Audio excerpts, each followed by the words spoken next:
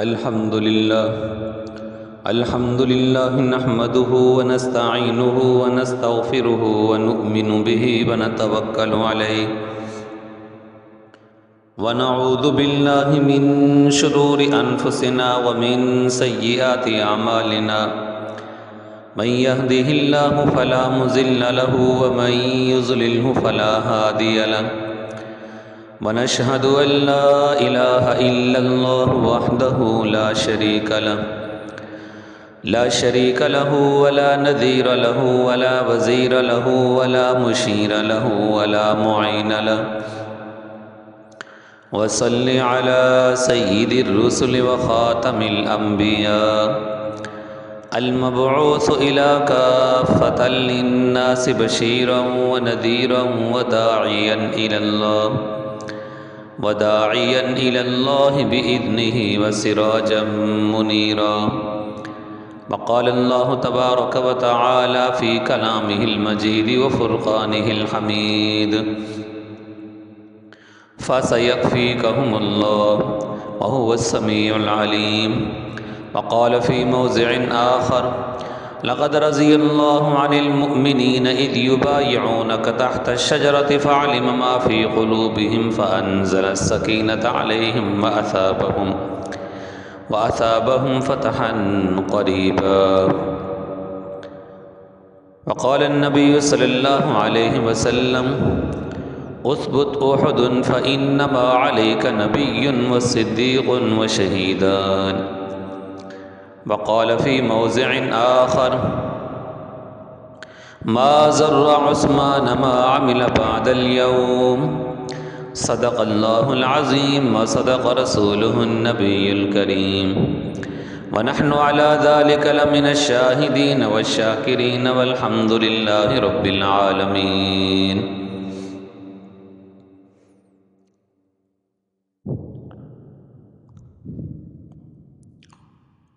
اللہ تبارک و تعالیٰ کا بہت فضل و کرم ہے کہ ہم لوگ ایک عرصہ کے بعد دوبارہ سے اس بابرکت نشست میں جمع ہیں، اکٹھے ہیں. جو ساتھی، جو دوست حاضر ہو چکے ہیں، اللہ تعالیٰ ان کے آنے کو قبول فرمائے، اور جو ابھی تک حاضر نہیں ہوئے اللہ تعالیٰ ان کو آنے کی توفیق دے.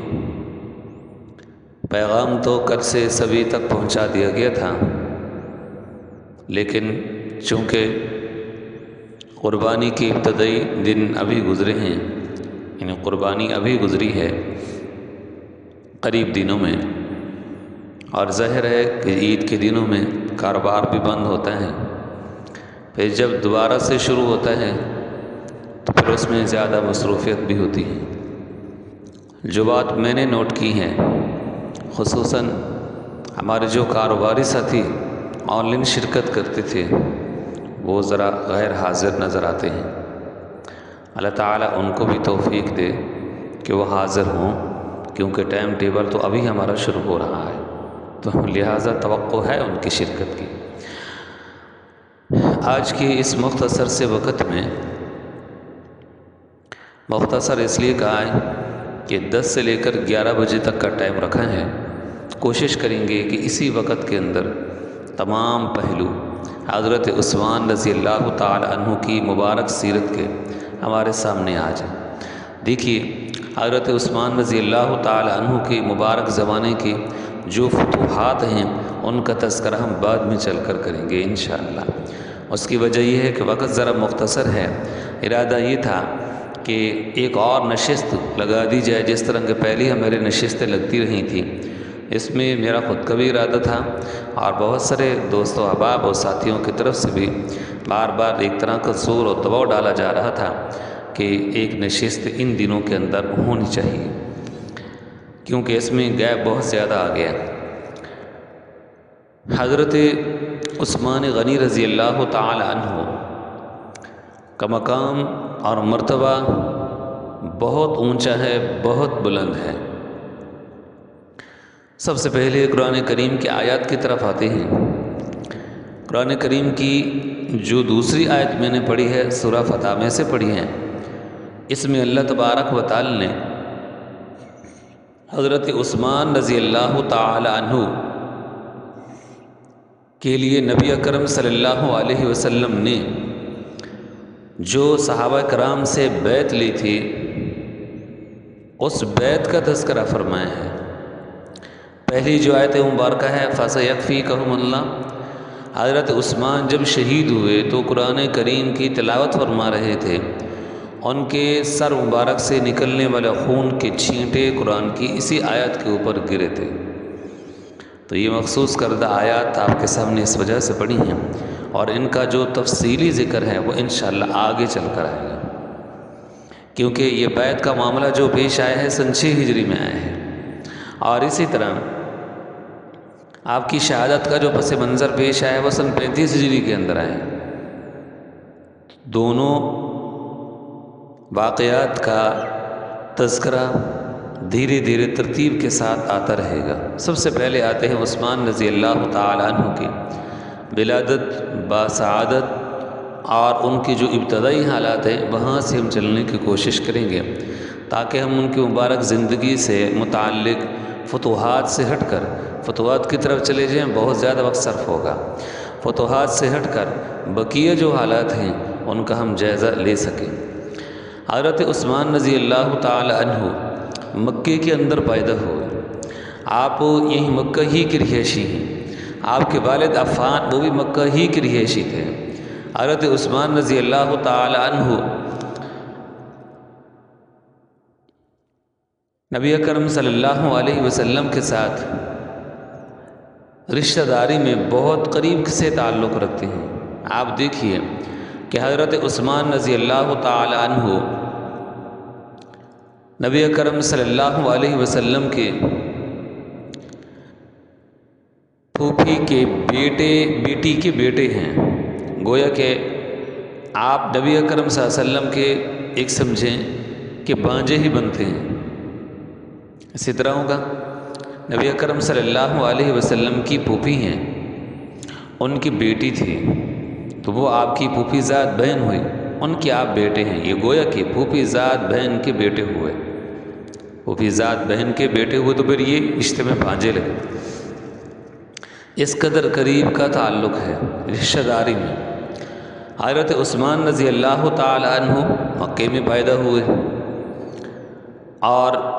ابتدائی زندگی مکہ ہی کے اندر ساری گزاری ہے۔ آپ کی ایمان لانے کا واقعہ اور تذکرہ کچھ یوں ملتا ہے کہ آپ کی قریبی رشتہ داروں میں سے یا آپ کی پھوپھی تھی، ایک مرتبہ بلکہ آپ کے خالہ ہیں، ایک مرتبہ انہوں نے ان کے سامنے نبی اکرم صلی اللہ علیہ وسلم کے اوصاف حمیدہ کا تذکرہ کیا۔ حضرت عثمان نے پوچھ لیا کیا وہ اللہ کے نبی ہیں، اللہ کے پیغمبر ہیں، جو آپ اس طرح ان کی صفات بیان کر رہی ہیں اور کہہ بھی رہی ہیں کہ اللہ کے نبی ہیں پیغمبر ہیں، کیا وہ واقعی اللہ کے نبی اور پیغمبر ہیں؟ تو انہوں نے کہا کہ ہاں میں بھی ایمان لا چکی ہوں۔ اب آپ دیکھیے حضرت عثمان وہاں سے اٹھے، ابوبکر صدیق کے ساتھ ان کا قریب کا تعلق تھا اور دوستانہ تعلق تھا حضرت عثمان کا ابوبکر صدیق کے ساتھ۔ ابوبکر صدیق کے پاس چلے گئے اور ان سے جا کر کہا کہ میں نے تو اپنی خالہ کے منہ سے یہ اوصاف سنے ہیں اور یہ ساری باتیں سنی ہیں میں نے آپ صلی اللہ علیہ وسلم کے بارے میں، تو یہ بات کیسی ہے؟ تو ابوبکر صدیق نے فرمایا کہ میں خود مسلمان ہو چکا ہوں، ان کے اوپر ایمان لے کے آ چکا ہوں، لہٰذا میں آپ کو دعوت دیتا ہوں کہ آپ بھی مسلمان ہو جائیے۔ چنانچہ حضرت عثمان رضی اللہ تعالی عنہ آپ صلی اللہ علیہ وسلم کی خدمت میں تشریف لے کر کے آئے اور کلمہ پڑھا، مسلمان ہو گئے، تو آپ سابقین اولین میں سے ہیں۔ حضرت عثمان رضی اللہ تعالی عنہ کے نکاح میں نبی اکرم صلی اللہ علیہ وسلم کی 2 صاحبزادی آئی ہیں، حضرت رقیہ حضرت عثمان کے نکاح میں آئیں، حضرت ام کلثوم حضرت عثمان کے نکاح میں آئی ہیں۔ حضرت رقیہ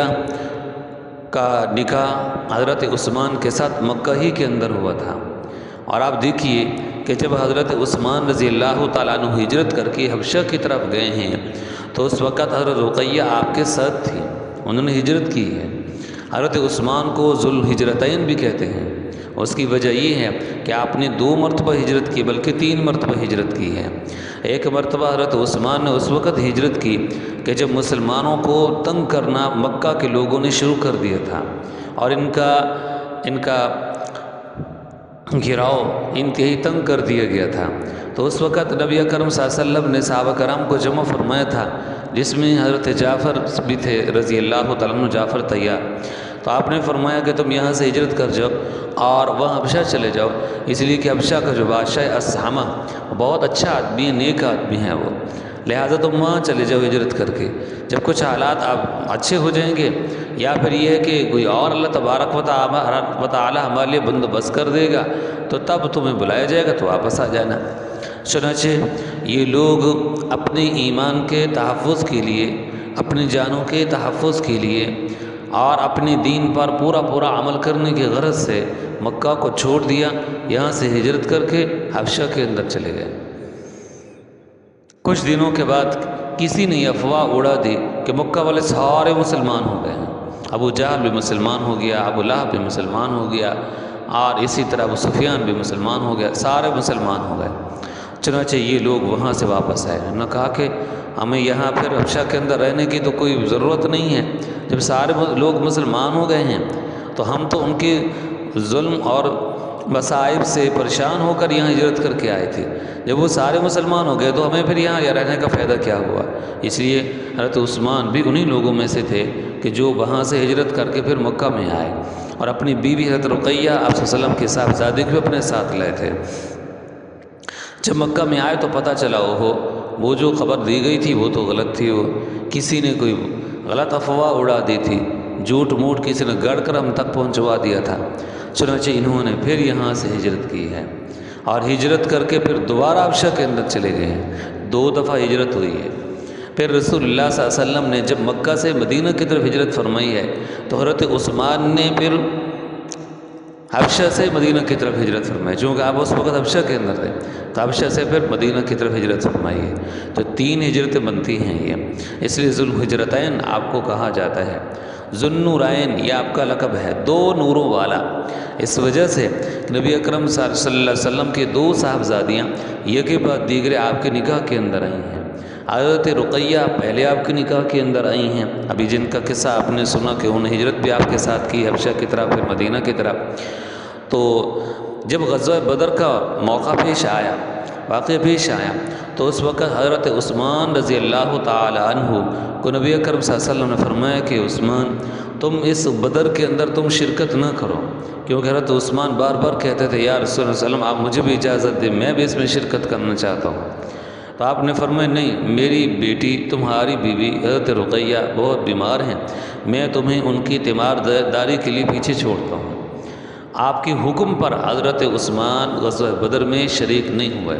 لیکن آپ نے یہ ضرور فرمایا کہ جو مال و اسباب ہمارے ہاتھ کے اندر آئے گا، مال غنیمت ہمارے ہاتھ میں آئے گا، تو اس میں سے تمہیں حصہ دیا جائے گا، یعنی غانمین میں اللہ تمہارا شمار کرے گا اور غنیمت میں سے تم کو حصہ دیا جائے گا۔ اور ایک اور صحابی بھی تھے، ان کو بھی نبی اکرم صلی اللہ علیہ وسلم نے ان کے ساتھ مختص کر دیا کہ تم نے بھی ان کے ساتھ چمٹے رہنا ہے اور ان کی تم نے مدد کرنی ہے، ان کا نام ابھی میرے ذہن میں نہیں ہے، تو بہرحال وہ بھی ان کے ساتھ تھے مدد کے طور پر۔ حضرت عثمان رضی اللہ تعالی عنہ مدینہ کے اندر اور غزوہ بدر کے موقع پر مدینہ ہی کے اندر رہی ہیں، اس میں شرکت نہیں کی، اور اس وقت آپ کی بیٹی آپ کی صاحبزادی بہت بیمار تھیں۔ آپ صلی اللہ علیہ وسلم بدر میں تشریف لے گئے اور وہاں جنگ بدر کا واقعہ پیش آیا، جس کا پس منظر آپ پہلے سے ماہ رمضان میں سن چکے ہیں، چونکہ لیکچر ہم نے رکھا تھا اور اس وقت ہم نے اس کو بڑی تفصیل کے ساتھ بیان کیا تھا، آپ کو یاد ہوگا۔ تو وہاں سے جب مسلمان واپس لوٹے ہیں، آپ صلی اللہ علیہ وسلم نے پہلا قدم ہی مدینہ کے اندر رکھا تھا، تو آپ کو مدینہ کے لوگوں نے خبر دی آپ کی صاحبزادی دنیا سے رخصت ہو گئی۔ رسول اللہ صلی اللہ علیہ وسلم پر اس کا بڑا گہرا اثر تھا، آپ پر صدمہ تھا، اور یہ آپ کے لیے بہت بڑی دکھ کی بات تھی۔ آپ صلی اللہ علیہ وسلم پہلے سیدھا قبرستان میں تشریف لے گئے جنت البقیع میں، اور آپ صلی اللہ علیہ وسلم نے دیکھا کہ حضرت عثمان رضی اللہ تعالیٰ عنہ اپنی بیوی حضرت رقیہ کی قبر کے اوپر مٹی ڈال رہے تھے، اور آپ صلی اللہ علیہ وسلم اوپر کھڑے ہو گئے اور دونوں ہاتھ نبوت والے اٹھائے اور آپ کی آنکھوں سے آنسو جاری تھے۔ صحابہ کہتے ہیں کہ رسول اللہ صلی اللہ علیہ وسلم نے یوں دعا کی، فرمایا اللہ یہ میری بیٹی حضرت رقیہ یہ راتوں کو اٹھ اٹھ کر تیری عبادت کرتی تھی، مصلی پہ کھڑی رہتی تھی، اپنی آنکھوں سے آنسو بہاتی رہتی تھی، اے اللہ یہ تجھے ہمیشہ یاد کرتی رہتی تھی، تہجد کو کبھی نہیں چھوڑتی تھی، اے اللہ میں محمد اس سے راضی ہوں، تو بھی میری اس بیٹی کے اوپر راضی ہو جا۔ پھر رسول اللہ صلی اللہ علیہ وسلم وہاں سے سیدھا گھر میں آئے تو آ کر اپنی چھوٹی صاحبزادی حضرت فاطمہ کو دیکھا کہ وہ آنکھوں سے آنسو بہا رہی تھیں۔ آپ صلی اللہ علیہ وسلم اپنے مبارک ہاتھ سے ان کے آنسوؤں کو پوجنے لگے اور فرمایا کہ بیٹی خاموش ہو جاؤ، چپ کر جاؤ، یہ اللہ کا فیصلہ تھا، مجھے بھی منظور ہے، تمہیں بھی اس کو منظور کر، تمہیں بھی منظور ہونا چاہیے، نہیں منظور کرو۔ تو اس لحاظ سے حضرت رقیہ جو آپ کی صاحبزادی تھیں دنیا سے رخصت ہو گئے۔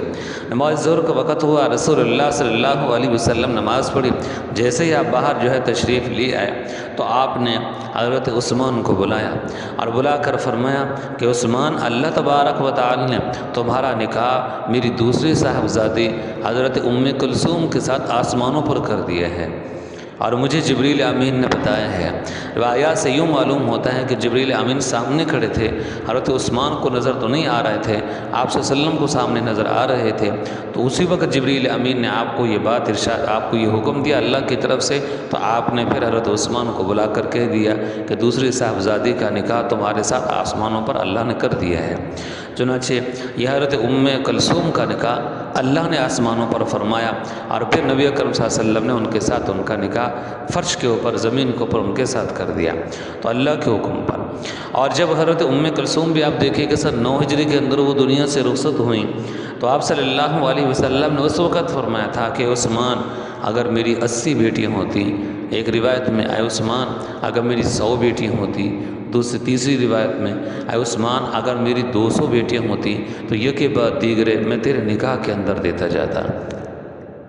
3 طرح کی روایت آئی ہیں، 80، 100 یا پھر 200۔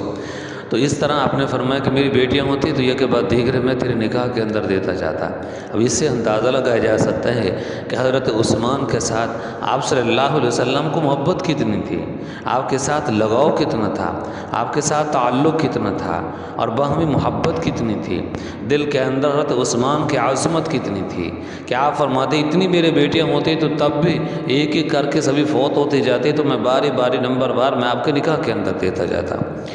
حضرت عثمان رضی اللہ تعالی عنہ غزوہ بدر میں شریک تو نہ ہو سکے، البتہ اس مال غنیمت کا جو حصہ آیا، مال غنیمت جو آیا تو اس میں سے حصہ حضرت عثمان کا نکالا گیا تھا اور ان کو دیا گیا تھا۔ اس کے بعد جتنے غزوات آئے ہیں، غزوہ احد آئے ہیں اور اسی طرح غزوہ خندق آئے ہیں، اور ان تمام غزوات کے اندر حضرت عثمان رضی اللہ تعالی عنہ نبی اکرم صلی اللہ علیہ وسلم کے ساتھ شریک ہوئے ہیں۔ آپ دیکھیے سن 6 ہجری میں رسول کریم صلی اللہ علیہ وسلم نے خواب دیکھا، میں خانہ کعبہ کا طواف کر رہا ہوں، اور انبیاء علیہ السلام کا خواب دراصل وہی ہوا کرتا ہے۔ ابھی آپ نے دیکھا، کچھ دن پہلے آپ نے سنا کہ حضرت ابراہیم نے خواب دیکھا، فلسطین میں رہتے تھے، میں اپنے بیٹے کو ذبح کر رہا ہوں، یہ محض خواب تھا یہ، لیکن حضرت ابراہیم علیہ السلام فلسطین سے چلتے ہیں سواری پر، مکہ کی سرزمین پر آتے ہیں، اپنے بیٹے کو خیمے سے باہر لے آتے ہیں اور ان کو آ کر یہ پیغام دیتے ہیں، اور بیٹے نے کیا کہا کہ ابا جو کچھ آپ کو حکم ہوا ہے آپ وہ کر گزریے، جو کچھ آپ نے دیکھا یعنی اللہ کی طرف سے آپ کو آپ کر گزریے، میں اس کے لیے تیار ہوں اور میں اس پر صبر کروں گا۔ اب حضرت اسماعیل وہ بھی اللہ کے نبی ہیں، پیغمبر، وہ جانتے تھے کہ میرے ابا ابراہیم اللہ کے نبی ہیں، پیغمبر ہیں، اور نبیوں اور پیغمبروں کا جو خواب ہوتا ہے وہ دراصل وہی ہوا کرتا ہے، تو ابا جان کو وہی نازل ہوئی ہے، اس لیے کہا کہ آپ کر گزری، تو میں تو اس کے لیے ابا جان تیار ہوں میں۔ تو انبیاء علیہ السلام کا جو خواب ہوتا ہے وہ دراصل وہی ہوتا ہے۔ صحابہ اس بات کو سمجھتے تھے، جانتے تھے، اس لیے صحابہ کرام نے کہا یا رسول اللہ صلی اللہ علیہ وسلم پھر تو جلدی کیجیے، تو اللہ کی طرف سے حکم آ گیا ہے، یہ وہی نازل ہو گئی ہے، یہ آپ جلدی کیجئے، ہم آپ کے ساتھ چلتے ہیں، کتنا عرصہ ہو گیا۔ 6-7 سال تو ہو گئے ہیں مکے کو چھوڑے ہوئے، اور ہم یہاں پر آئے ہیں، ہم نے مکہ کی گلیوں کو دیکھا نہ، ہم نے خانہ کعبہ کا ہم نے طواف کیا، جہاں ہم پلے بڑے ہیں، جہاں ہم پیدا ہوئے ہیں، جو ہمارا وطن تھا، ہمارے آبا و اجداد کا وطن تھا، اور جب چھوٹی تھی تو مکہ کی گلیوں کے اندر ہم کھیلے کودے تھے،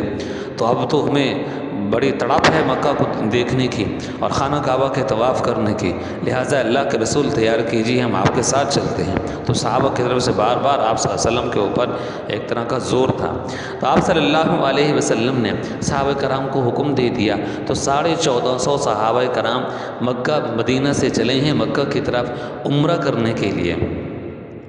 راستے کے اندر پہنچے، ایک صحابی کو رسول اللہ صلی اللہ علیہ وسلم نے بھیجا، وہ آگے گئے، وہاں سے واپس آئے اور آپ کو آ کر خبر دی، خالد بن ولید، اکرمہ بن ابی جہل، ان کو مکہ کے لوگوں نے کچھ فوجی دستے دے کر بھیجے ہیں کہ جاؤ مسلمانوں کا راستہ روک دو، ہم نے سنا ہے مدینہ سے آ رہے ہیں، وہ روک دو، یہ مکہ میں نہیں داخل ہو سکتے، خالد کے ارادے سے آئے ہیں تب بھی مکہ میں داخل نہیں ہونے چاہیے، اور اگر ویسے امن کے ارادے سے آئے ہیں کہ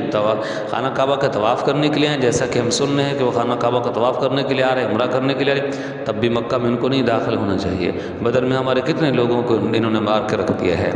اور جب ہم خندق کے موقع پر گئے تھے کیسے ذلیل و رسوا ہو گئے تھے، کتنے دن ہم وہاں باہر جو ہے ٹھہرے رہے تھے۔ لہٰذا یہ ہماری غیرت کے خلاف ہے یہ کہ کل تک یہ ہمارا ساتھ مقابلہ کرتے رہے، لڑتے رہے، اور آج ہم اپنے ہی شہر کے اندر ہم ان کو داخلے کی اجازت دے دیں، یہ ایسا نہیں ہو سکتا، یہ ہماری غیرت کے خلاف ہے یہ، لہٰذا ان کو وہیں باہر ہی ان کو روک دو۔ چنانچہ آپ صلی اللہ علیہ وسلم کو پتہ چلا تو آپ نے صحابہ سے فرمایا اب کیا کریں، ہمارا یہ جو عام راستہ ہے، شارع عام ہے جس کو بھی اختیار کر کے جا رہے ہیں، یہ تو آگے بند ہو چکا ہے اور آگے فوجی دستے بیٹھے ہیں، اکرمہ بن ابی جہل، خالد بن ولید کی سرکردگی میں۔ تو اس پر ایک صحابی نے عرض کیا یا رسول اللہ صلی اللہ علیہ وسلم، میں ایک اور راستہ جانتا ہوں، بہت کٹن راستہ ہے، وہ پہاڑی راستہ ہے، اس کو عبور کرنا ہے تو مشکل، لیکن اس طرف سے مکہ والے اپنے کچھ دستوں کو نہیں بٹھائیں گے، کیونکہ ان کو پتہ ہے کہ اس طرف سے مسلمان نہیں آئیں گے، کیونکہ پیچھے جو سارا راستہ ہے پہاڑی راستہ ہے، کٹن راستہ ہے، یہ ادھر سے کوئی دشمن بھی نہیں آتا، لہٰذا اس طرف سے اگر ہم چلے جائیں مشکل تو عبور کرنی پڑے گی، لیکن یہ ہے کہ مکہ میں ہم انٹری کر سکتے ہیں، مکہ میں داخل ہو سکتے ہیں۔ آپ صلی اللہ علیہ وسلم نے اس کی رائے کو قبول فرمایا، اور وہ جو کٹن راستہ تھا، مشکل راستہ تھا، اس کو اختیار کرتے کرتے کرتے بڑی مشکل کے ساتھ حدیبیہ کے مقام پر پہنچے، جو مکہ المکرمہ سے 6 میل کے فاصلے پر تھا۔ وہاں آ کر آپ کی اونٹنی، قصوہ نامی اونٹنی جس پر آپ نے ہجرت کی، وہاں آ کر بیٹھ گئی۔ تو رسول اللہ صلی اللہ علیہ وسلم نے صحابہ کرام کو فرمایا کہ نہیں اس کو بار بار اٹھانے کی کوشش نہ کرو، بلکہ اللہ نے اس کو بٹھا دیا ہے۔ چنانچہ نبی اکرم صلی اللہ علیہ وسلم نے حضرت عمر فاروق کو بلایا اور بلا کر فرمایا کہ عمر تم جاؤ مکہ والوں کے پاس، خصوصاً ابو سفیان کے پاس جو سردار مکہ ہیں، اور اس سے جا کر کہو کہ ہم لوگ یہاں عمرہ کرنے کی غرض سے آئے ہیں، ہمارا کوئی غرض یہاں تمہارے ساتھ لڑائی کرنا نہیں ہے، تمہارے ساتھ کوئی جنگ کرنا ہمارا مقصود نہیں ہے، ہمارا مقصد صرف عمرہ کرنا ہے، ہم یہاں امن و امان کے ساتھ آئے ہیں، عمرہ کریں گے اور عمرہ کر کے ہم یہاں سے واپس چلے جائیں گے، یہی ہماری غرض ہے اور یہی ہمارا مقصد ہے، لہٰذا آپ ہمیں اجازت دے دیجیے۔ تو حضرت عمر نے عرض کیا یا رسول اللہ صلی اللہ علیہ وسلم، آپ جانتے ہیں مکہ میں کون سا ایسا شخص ہے کہ جس کے ساتھ کوئی میری دوستی ہو، جس کے ساتھ کوئی میرا کوئی خاص جو ہے تعلق ہو اور میں جاؤں اور میرے لیے وہ خوش ہو جائے یا مجھے کم از کم امان دے دے، ایسا کوئی نہیں ہے۔ جب سے میں مسلمان ہوا تھا اس کے بعد سارے کفار مکہ میرے خلاف ہو گئے تھے، اور اب اور ہر ایک کے ساتھ میری دشمنی ہے، اب میں جیسے ہی مکہ کے اندر داخل ہوں گا مجھے دیکھیں گے تو مجھے گھیرا کر لیں گے اور مجھے مارنا شروع کر دیں گے، وہ تو ایک پل بھی نہیں جھپکنے دیں گے، ایک پل بھی انتظار نہیں کریں گے، وہ تو میرے اوپر جھپٹ پڑیں گے۔ لہٰذا میں آپ کو ایک اور شخص رہنمائی کر دیتا ہوں، اور وہ حضرت عثمان۔ فرمایا کہ جن کا دشمن بھی دوست ہے اس کی رہنمائی کرتا ہوں، وہ عثمان ہیں، آپ ان کو بھیج دیجئے۔ چنانچہ نبی اکرم صلی اللہ علیہ وسلم نے حضرت عمر رضی اللہ عنہ کے اس عذر کو قبول فرمایا، اور حضرت عثمان کو آپ نے بلایا، اور عثمان کو بلا کر فرمایا کہ عثمان تم جو مکہ والوں کے پاس اور ان کو جا کر کہو کہ ہم عمرہ کی غرض سے آئے ہیں، حدیبیہ کے اوپر ہمارا پڑاؤ ہے، لہٰذا آپ ہمیں اجازت دیں، ہم یہاں آئیں گے مکہ میں عمرہ کر کے امن و امان کے ساتھ یہاں سے واپس لوٹ جائیں گے۔ چنانچہ حضرت عثمان رضی اللہ عنہ اجازت طلب کرنے کے لیے آپ صلی اللہ علیہ وسلم کی طرف سے چلے ہیں اور مکہ کے اندر انٹری کی ہے، مکہ کے اندر داخل ہوئے ہیں۔ تو مکہ کے اندر ایک شخص رہتا تھا جن کے ساتھ ان کا خاص جو ہے تعلق تھا تو عثمان کا، تو ان کے پاس چلے گئے تو اس نے کہا میری طرف سے امان ہے، اس نے سب کو کہہ دیا کہ عثمان آئے ہیں، یہ میرا 2 سال ان کے ساتھ تعلق تھا، میں بھی مدینہ کے اندر کبھی گیا تھا، انہوں نے مجھے امان دے دی تھی، لہٰذا اب میں نے اس کو امان دی ہے، کوئی شخص ان کے قریب نہیں آئے گا لڑنے کے لیے، اس کو غزل پہنچانے کے لیے، اس کو تکلیف یا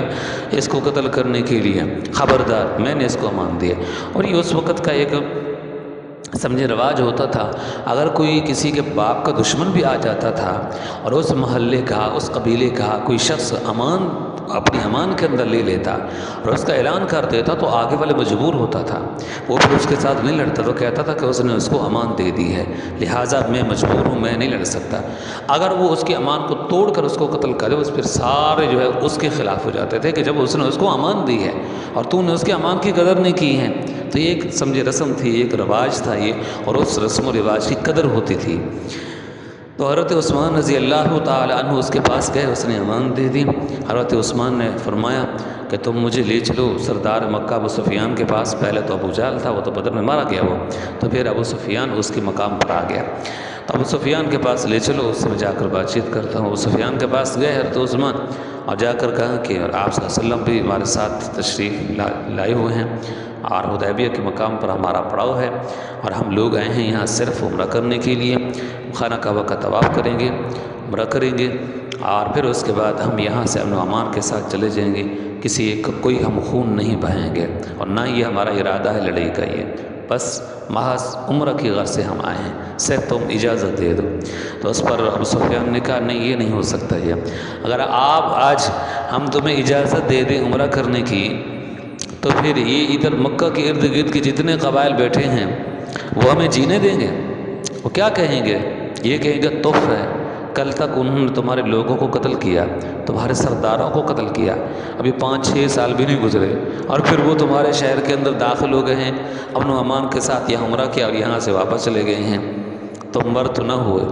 تو اس طرح وہ ہم کو طعنہ دیں گے، ہمارا جینا تو بھر ہو جائے گا، لہٰذا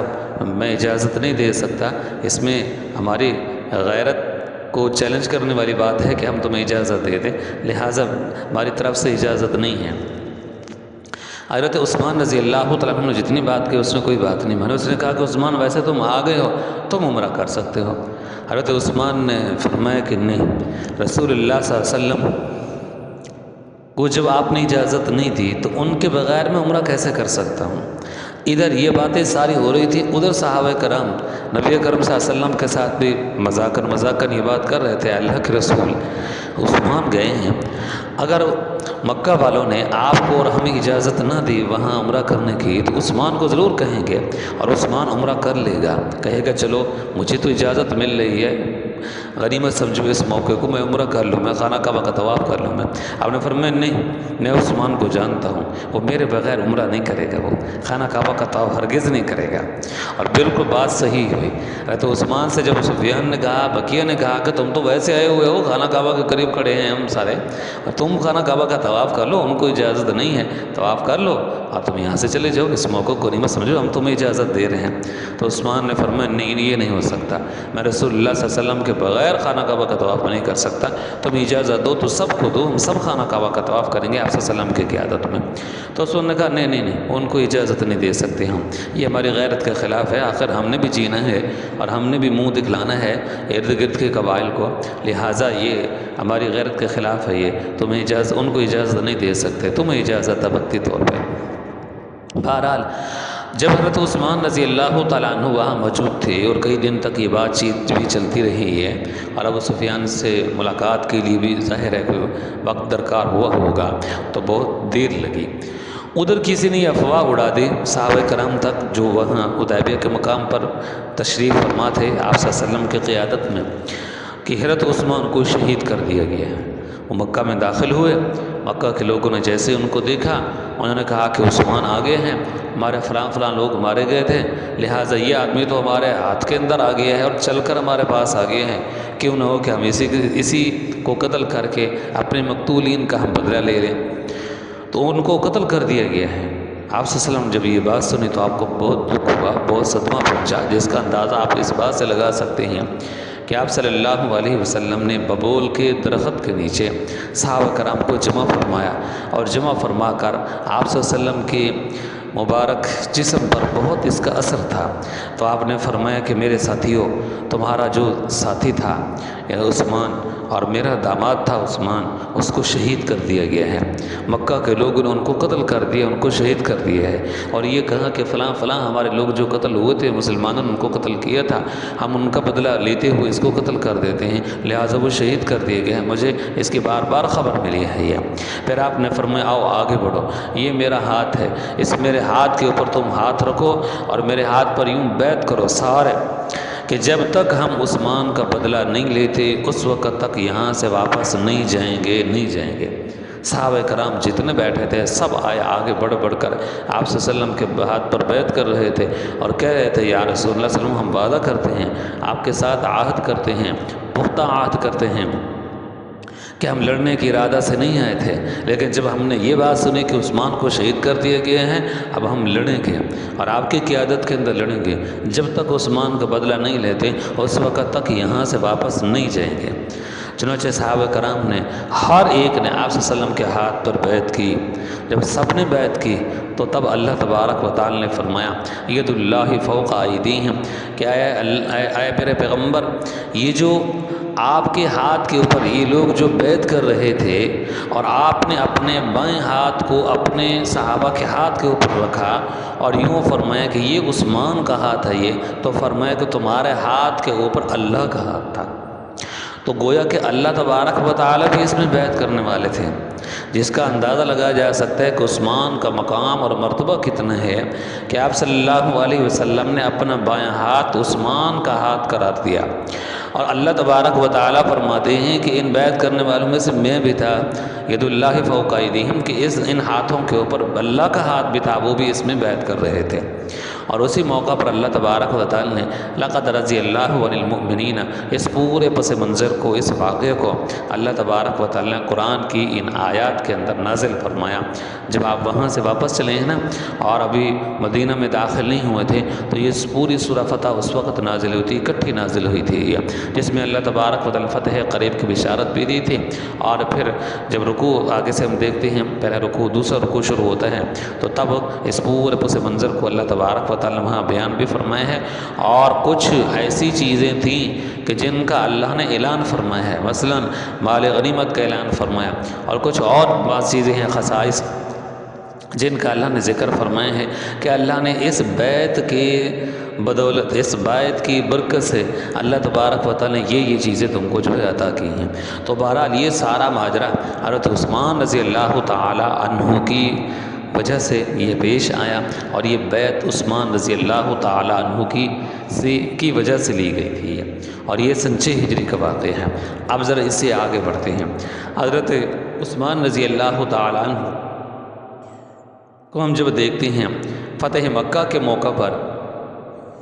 تو اس وقت بھی حضرت عثمان رضی اللہ تعالی عنہ آپ صلی اللہ علیہ وسلم کے ساتھ تھے۔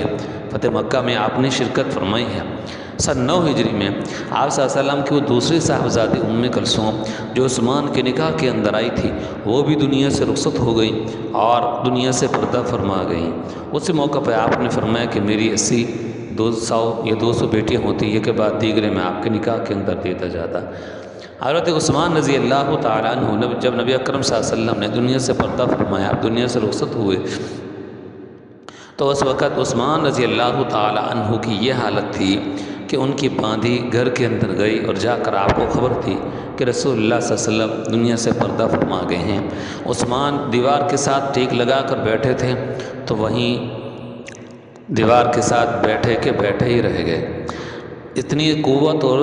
طاقت ان کی جسم کے اندر نہیں رہی تھی کہ وہاں سے اٹھتے مسجد نبوی کے اندر آتے اور کوئی بات چیت صحابہ کرام سے کرتے اور ان سے کچھ باتیں دریافت کرتے، حالات معلوم کرتے۔ اس قدر نڈھال ہو گئے، کمزور ہو گئے۔ اور پھر 2 ساتھی نے ان کو اٹھایا وہاں سے اور مسجد نبوی کے اندر آپ کو لے کر کے آئے، اور وہاں آپ کو بٹھایا۔ پھر ابو بکر صدیق بھی آ گئے رضی اللہ عنہ، عمر فاروق بھی آئے، اور جہاں جہاں تک خبر پھیلتی گئی تو صحابہ کرام فوراً جو ہے مسجد کے اندر آ گئے، کیونکہ ہم لیں گے حضرت آپ صلی اللہ علیہ وسلم دنیا سے کیسے آپ نے پردہ فرمایا، اس وقت کیا واقعات جو ہے پیش آئے ہیں، تو انشاءاللہ پورا پس منظر کبھی ہم لیں گے سیرت کے حوالے سے۔ تو حضرت عثمان رضی اللہ تعالیٰ عنہ اس وقت گھر میں تھے، اور جب وہاں مسجد کے اندر تشریف لے کر گئے تو خود چلنے کی ان میں سکت اور قوت نہیں تھی، اور صحابہ کرام اس وقت صبح کے وقت آپ صلی اللہ علیہ وسلم کو دیکھ کر گئے تھے، اور دیکھا کہ آپ کی طبیعت مبارک بہت اچھی ہے، اور آپ صلی اللہ علیہ وسلم کی مبارک طبیعت کے اوپر طبیعت کے جو آثار ہیں بہت ہی اچھے معلوم ہوئے، اور آپ صلی اللہ علیہ وسلم سے پوچھا گیا تو آپ نے فرمایا کہ ہاں آج میری طبیعت بقیہ دنوں کے بنسبت زیادہ بہتر ہے۔ یہ جو تقریباً 9:30 یا 10 بجے کا وقت ہوا، علماء ریاضی نے جب اس پر تحقیق کیے تو وہ یہ وقت متعین کرتے ہیں، تو اس وقت آپ صلی اللہ علیہ وسلم نے اچانک طبیعت پھر گرتی گئی، اور پھر آپ دنیا سے پردہ بھی فرما گئے۔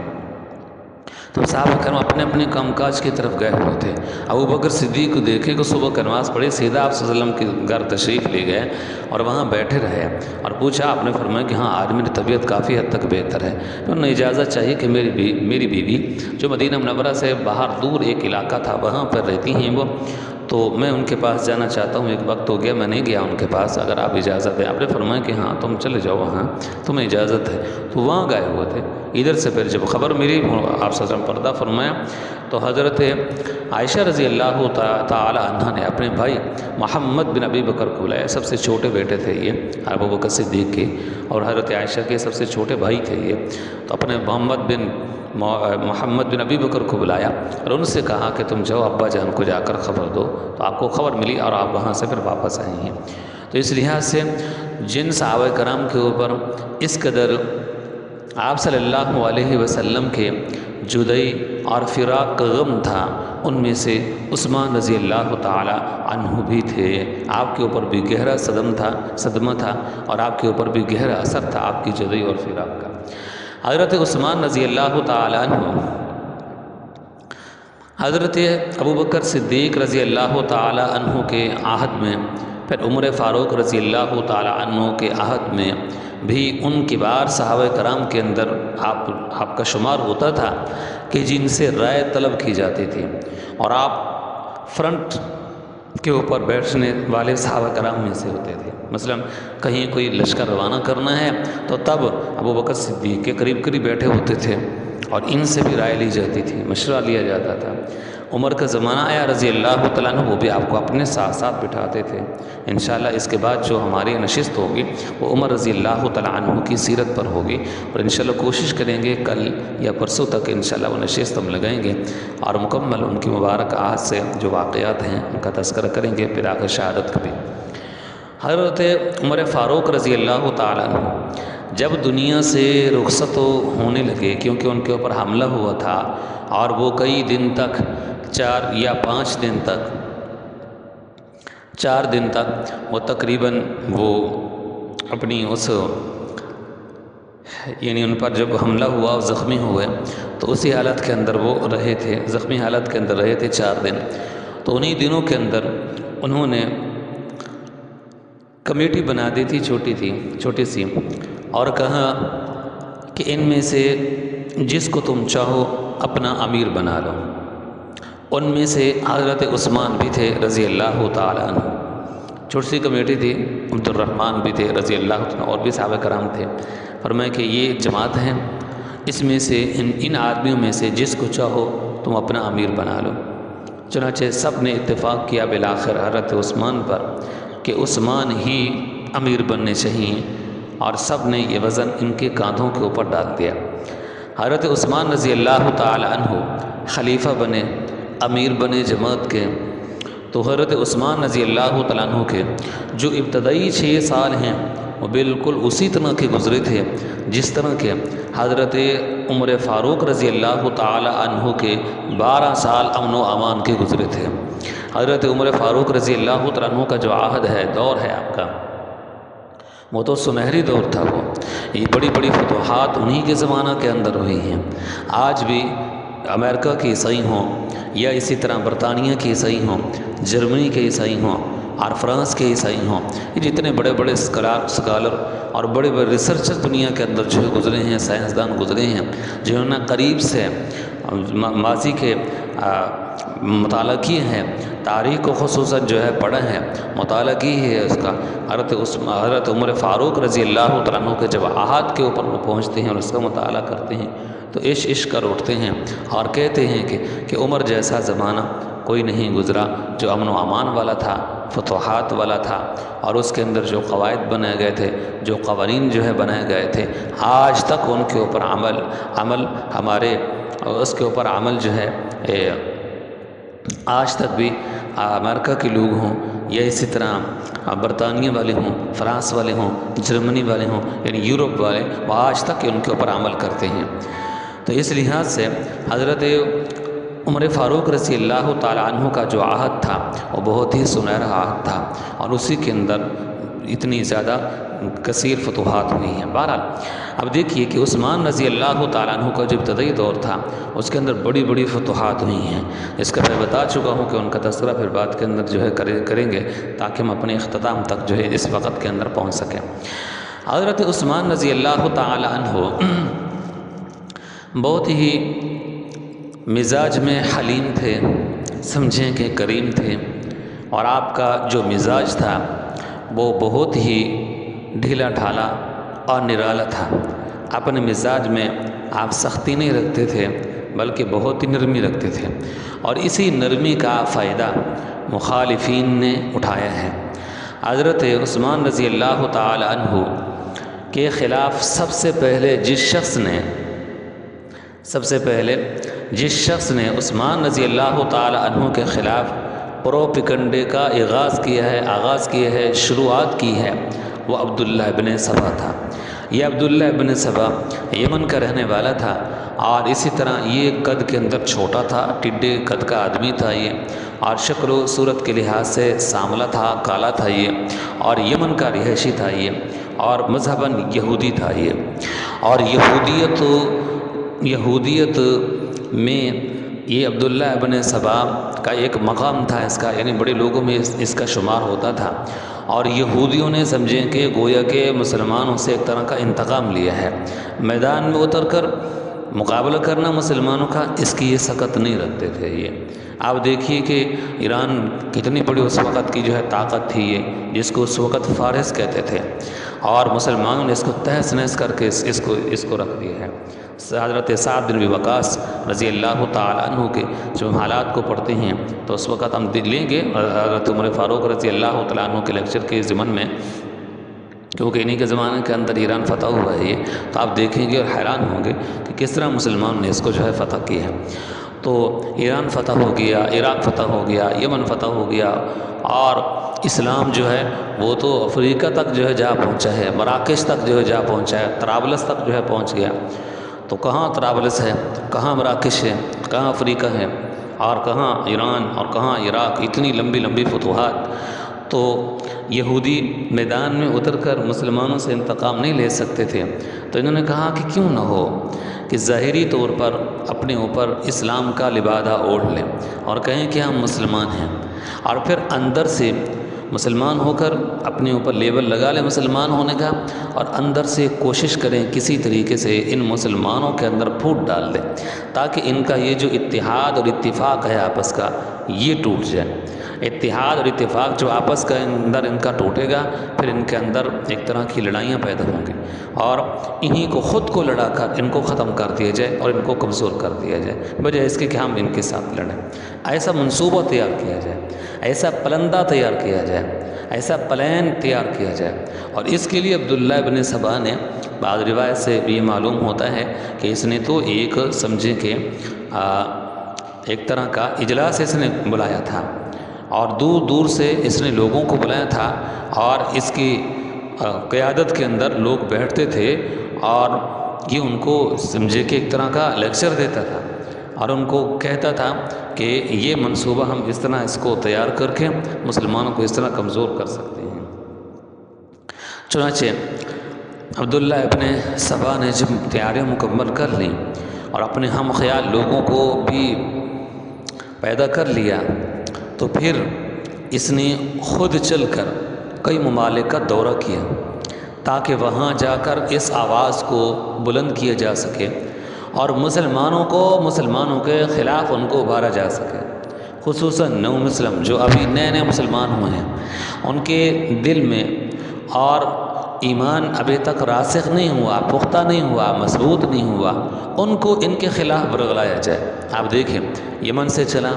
مصر کے اندر پہنچا، اور مصر کے ان علاقوں کے اندر پہنچا کہ جہاں نئے نئے مسلمان تھے، وہ بدوی جو دیہاتوں وغیرہ کے اندر رہتے تھے، جن کے پاس کوئی خاص علم نہیں ہے، خاص ان کو کوئی معلومات نہیں ہے، تو ان کے پاس یہ پہنچتے تھے، سیدھا سادہ لوگوں کے پاس، اور ان کو جا کر یہ کہتا تھا، دیکھو ہر نبی کا ایک ولی ہوتا ہے، اور محمد مصطفیٰ صلی اللہ علیہ وسلم کے ولی حضرت علی رضی اللہ تعالی عنہ ہیں۔ ابو بکر صدیق نے غاصبانہ خلافت پر متمکن ہوا، عمر رضی اللہ تعالی عنہ غاصبانہ طور پر خلافت کو لیے اور 12 سال تک خلافت پر متمکن ہیں۔ عثمان نے غاصبانہ طور پر خلافت کے اوپر قبضہ کیا ہوا ہے۔ یہ حق تو علی کا تھا، یہ کیونکہ ہر نبی کا ایک وصی ہوتا ہے، اور محمد مصطفیٰ صلی اللہ علیہ وسلم کے وصی حضرت علی رضی اللہ تعالیٰ عنہ ہیں۔ ایک نمبر 2، عثمان کو دیکھو، ان کے جو اپنے عزیز و اقارب ہیں، قریب کے اموی خاندان سے، خصوصاً کیونکہ یہ اموی ہیں، یہ تو انہوں نے ان کو بڑی بڑی وزارتیں دی ہیں، حکومت کے اندر بڑے بڑے عہدے ان کو دیے ہیں، کسی اور کو نہیں دیے ہیں۔ تو گویا کہ یہ اپنے قبیلہ، اپنی ہی قوم کے لوگوں کو نوازتے ہیں، اور دیگر جن کا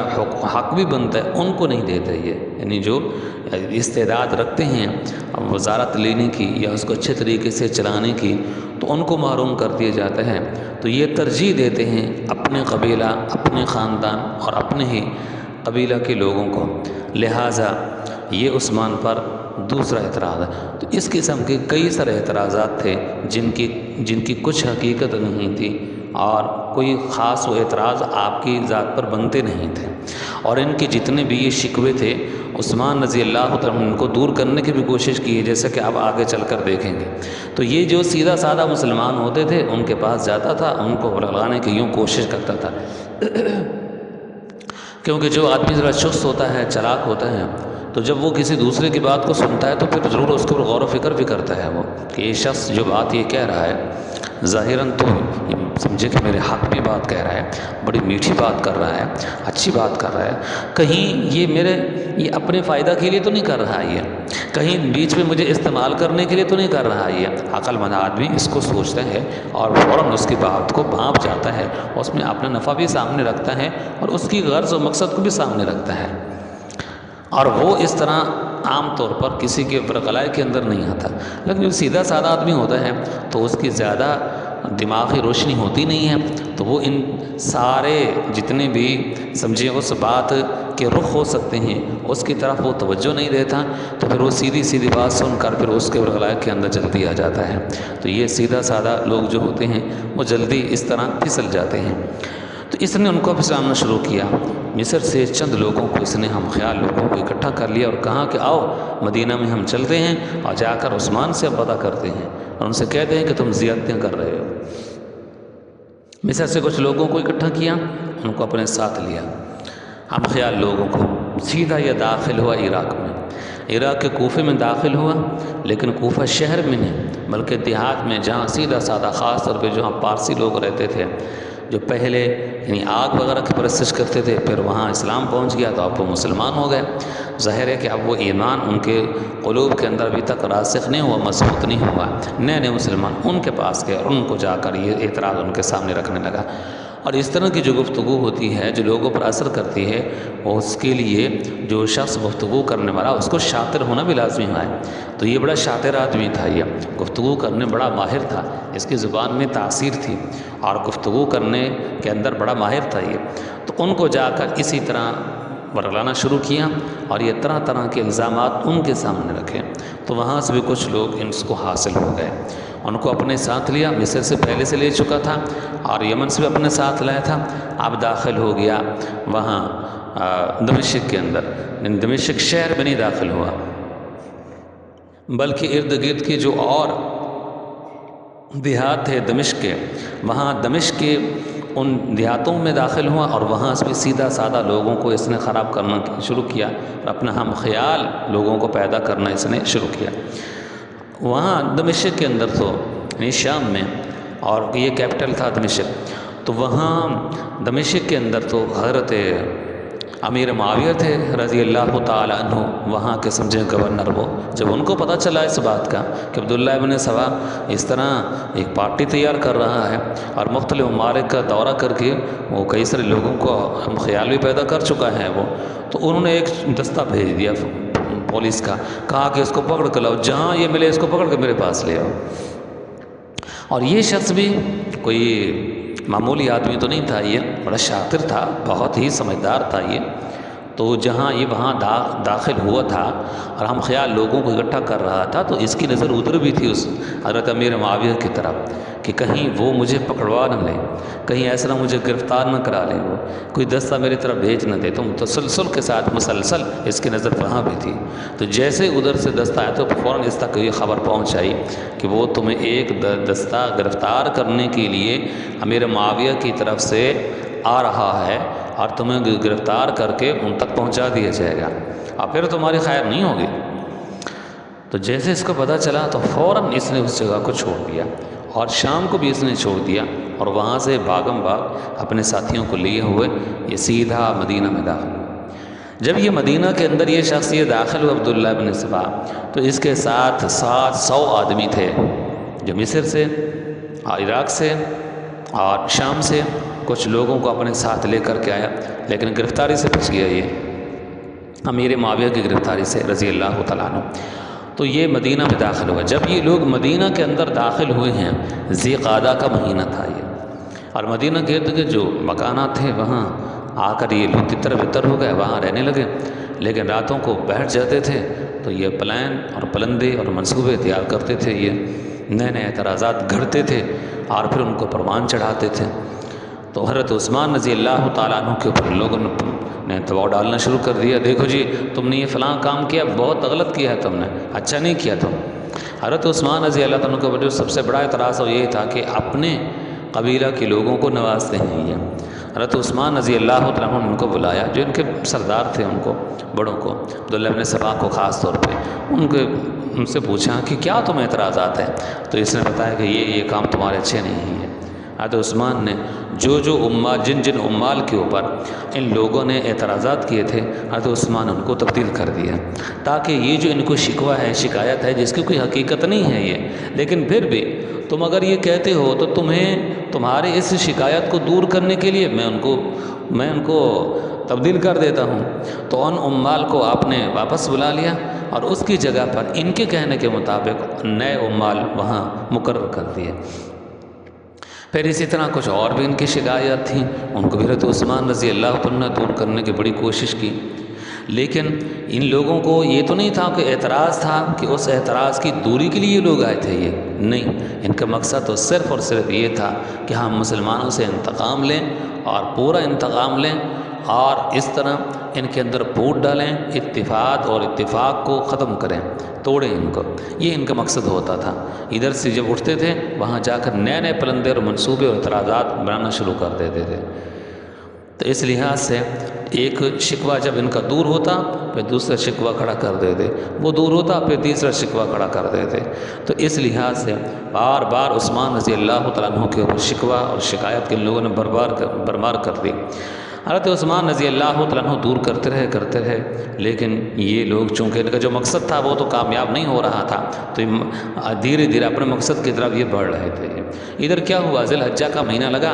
تو ظاہر ہے کہ حج کرنے کے لیے، خانہ کعبہ کا طواف کرنے کے لیے لوگوں نے مدینہ کو چھوڑا اور مدینہ سے مکہ کے اندر منتقل ہو گئے حج کرنے کے لیے، خانہ کعبہ کا طواف کرنے کے لیے۔ تو جب یہ لوگ حج کرنے کے لیے وہاں چلے گئے تو پیچھے بہت تھوڑے لوگ بچ گئے، مدینہ کے اندر تھوڑے لوگ بچ گئے، باقی سب مرتزن مکہ میں چلے گئے حج۔ ان میں حضرت عائشہ بھی تھی رضی اللہ تعالی عنہا۔ جب یہ سارے وہاں چلے گئے، اب مکہ کے اندر مدینہ کے اندر بہت تھوڑے لوگ بچے، ان میں سے علی رضی اللہ تعالی عنہ بھی تھے۔ چنانچہ جمعہ کا دن تھا، ذی الحجہ کا یہی مہینہ تھا۔ حضرت عثمان رضی اللہ تعالیٰ عنہ آپ صلی اللہ علیہ وسلم کے ممبر مبارک کے اوپر کھڑے خطبہ ارشاد فرما رہے تھے، اور آپ کے ہاتھ مبارک کے اندر وہ عصا تھا کہ جس لاٹھی اور عصا کے سہارا سے رسول کریم صلی اللہ علیہ وسلم خطبہ دیا کرتے تھے، تو وہ لاٹھی آپ کے ہاتھ میں تھی، اور یوں آپ کھڑے تھے خطبہ ارشاد فرما رہے تھے، ممبر کے اوپر کھڑے تھے۔ تو یہ باغی باہر سے پہلے منصوبہ بنا کر کے آئے، پھر مسجد میں داخل ہو گئے۔ حالانکہ اس سے پہلے مسجد میں داخل نہیں ہوتے تھے، حضرت عثمان کے مکان پر جاتے تھے، یہ شکوہ شکایت وہاں رکھتے تھے، سبھی نہیں جاتے تھے، ان کے جو بڑے ہوتے تھے لیڈر وہ جاتے تھے، گفتگو کرتے تھے وہ۔ لیکن اس دفعہ چونکہ ان لوگوں نے شور شرابہ کرنا تھا، حضرت عثمان کو قتل کرنے کے ارادے سے آئے تھے یہ، تو انہوں نے کہا کہ آج جمعہ ہے، عثمان مسجد میں ہوں گے، خطبہ دیں گے، نماز پڑھیں گے، تو وہاں جائیں گے اور وہاں جا کر شور شرابہ کریں گے اور ان کو قتل بھی کریں گے۔ اور یہ بھی ان کو اس وقت پتہ تھا کہ مسلمان تو بہت تھوڑے ہیں یہاں مدینہ کے اندر، بقیہ تو وہاں سب چلے گئے ہیں مکہ میں حج کرنے کے لیے۔ چنانچہ مسجد میں داخل ہوئے اور آ کر جو نمازی بیٹھے تھے صفوں کے اندر وہاں آ کر بیٹھ گئے۔ حضرت عثمان نے جیسے خطبہ شروع کیا، 2-4 آدمی ایک سائڈ سے کھڑے ہو گئے کہ آ کے عثمان اپنے خطبہ کو روک دو، ہم تمہارا خطبہ نہیں سننا چاہتے، تمہارے اوپر ہمارے بہت شکوہ اور شکایت ہیں، تم اس کے اہل نہیں ہو کہ تم خطبہ دو، لہٰذا اپنے خطبہ کو روک دو اور اپنے خلافت سے دستبردار ہو جاؤ، استعفیٰ دے دو۔ حضرت عثمان نے کوئی ان کی بات کی طرف کوئی توجہ نہیں دی، آپ نے خطبہ مسلسل جاری رکھا۔ ابھی وہ کھڑے تھے، 2-4 آدمی سامنے سے کھڑے ہو گئے، انہوں نے یہی بات کی،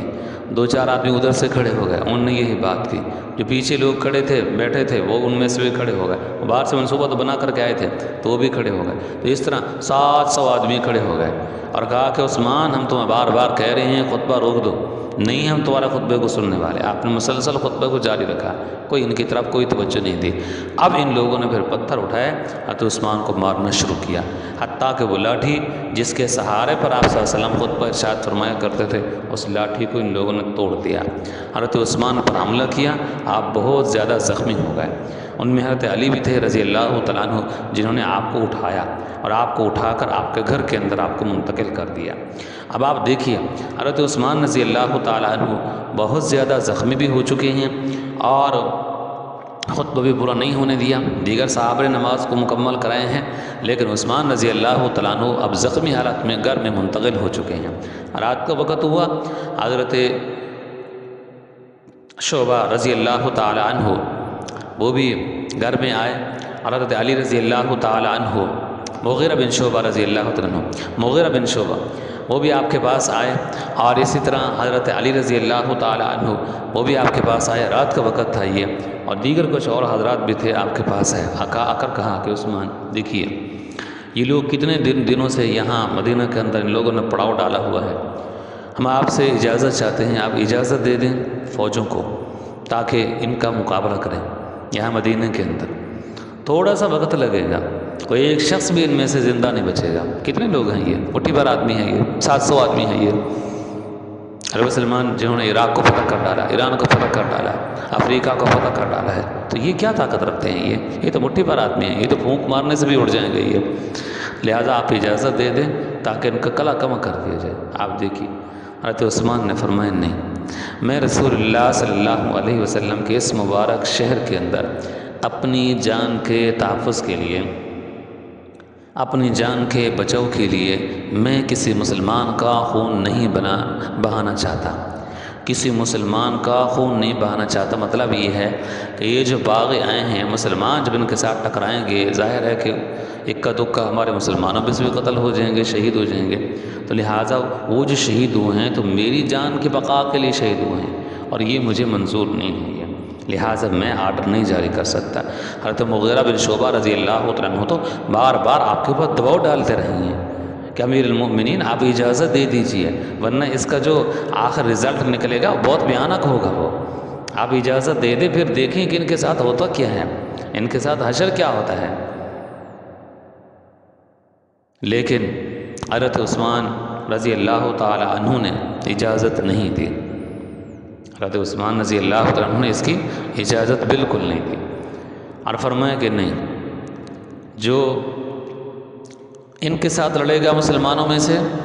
میری جان کے تحفظ کے لیے، میری جان کے بقا کے لیے اس کا خون بہہ جائے گا، لہٰذا میں اس کی اجازت نہیں دیتا۔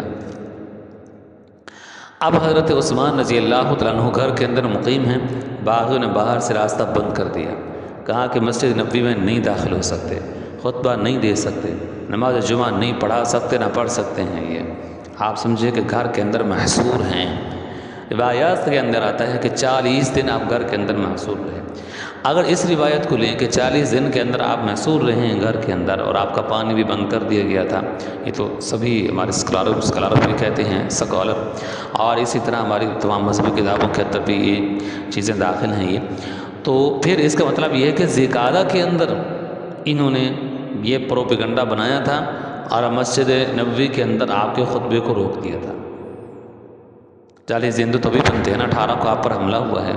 40 دن آپ وہاں رہے ہیں، تو 20 دن پھر ذی الحجہ سے پہلے کے بنتے ہیں، ذی القعدہ سے،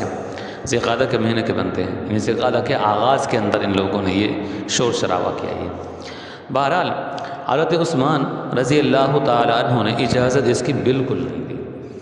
40 دن آپ گھر کے اندر مقیم رہے اور وقتاً فوقتاً آپ آتے تھے۔ آپ کا جو مکان تھا وہ 2 منزلہ تھا، وہ اوپر والے منزل پر آتے تھے آپ چھت پر، اور وہاں کھڑے ہو کر، چونکہ باقی نیچے کھڑے ہوتے تھے، تو آپ ان کو خطبہ دیتے تھے، جس کے اندر آپ بتاتے تھے کہ مجھے بتاؤ، یہ مسجد نبوی جب میں ہجرت کر کے آیا تھا وہاں سے حبشہ سے یہاں مدینہ کے اندر، تو کیا یہ جگہ میں نے نہیں خریدی تھی؟ یہ خرید کر مسجد نبوی کے لیے میں نے وقف کی تھی۔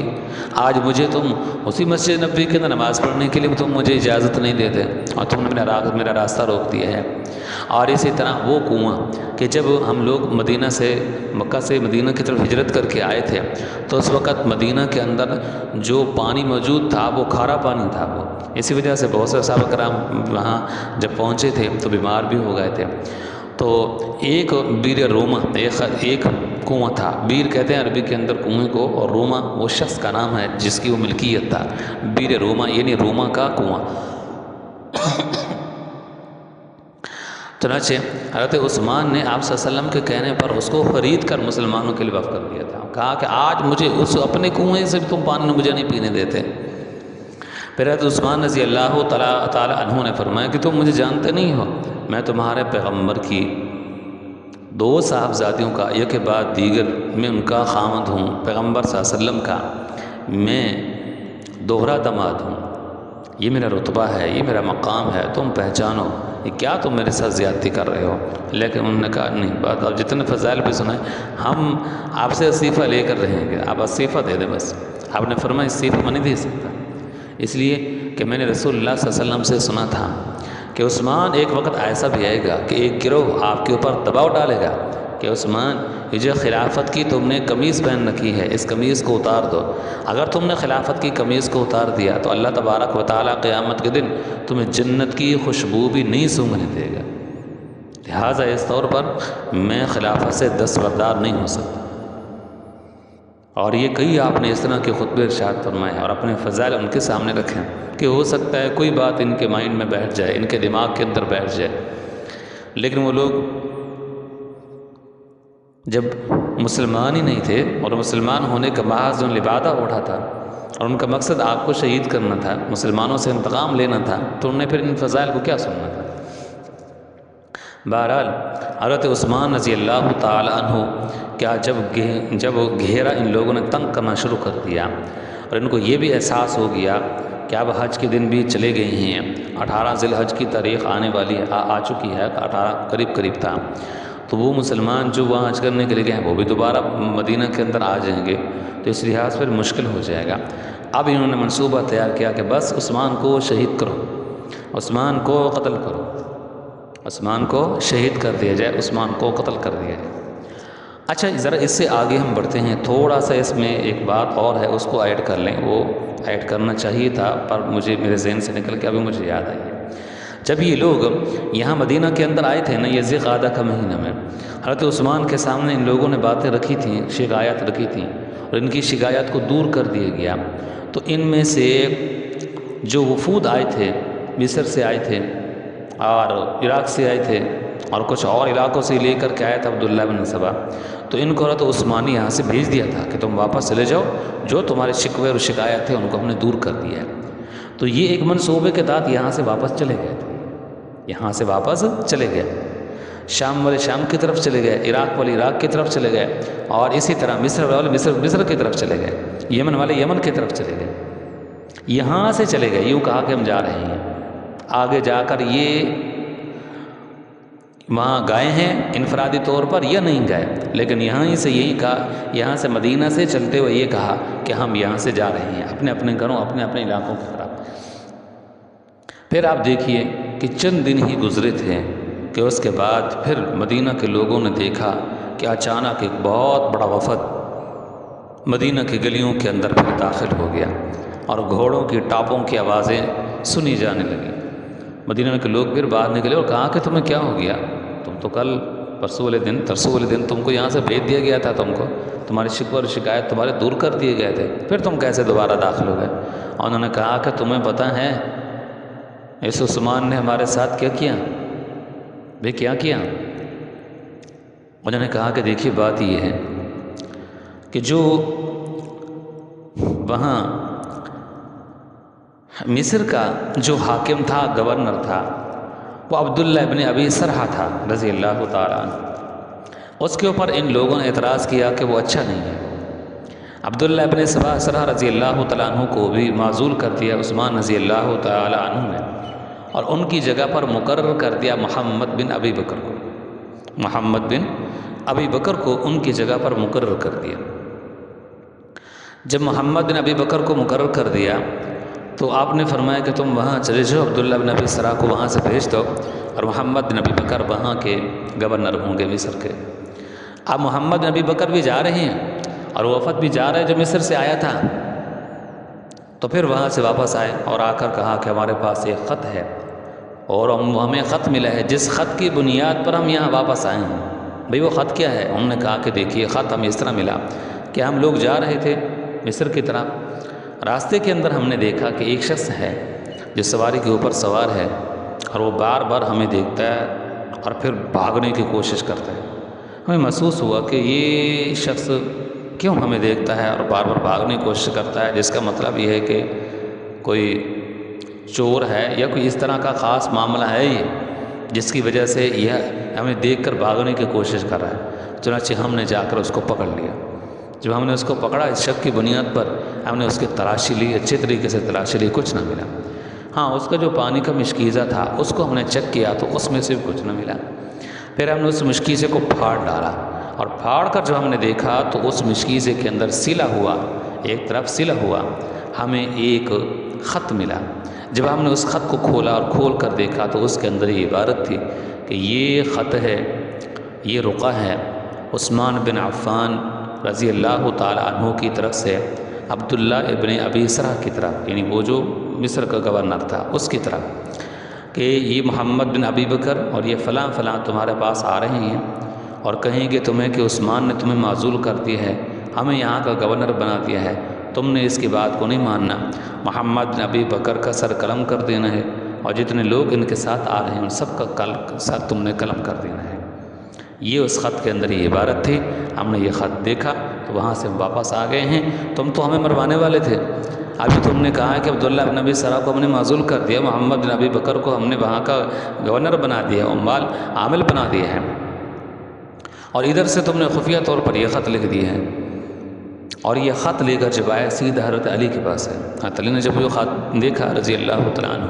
آپ حضرت عثمان کے پاس ہے اور کہا کہ عثمان یہ بتائیے کہ یہ شخص جو اس وقت آپ کے اور میرے سامنے موجود ہے، یہ غلام آپ کا ہے؟ یہ حضرت عثمان کے بہت سے غلام تھے، آپ نے فرمایا کہ ہاں یہ غلام تو میرا ہے۔ یہ پھر حضرت علی نے فرمایا کہ یہ سواری جو ہے، جو بھی گھوڑا تھا یا اونٹ تھا یا خچر تھا جس کے اوپر وہ سوار ہو کے جا رہا تھا، حضرت علی نے فرمایا کہ یہ سواری آپ کی ہیں؟ یہ حضرت عثمان نے فرمایا کہ ہاں میری سواری ہے یہ۔ پھر حضرت علی رضی اللہ تعالیٰ عنہ نے فرمایا کہ یہ اس خط کے اوپر نیچے یہ مہر لگی ہے،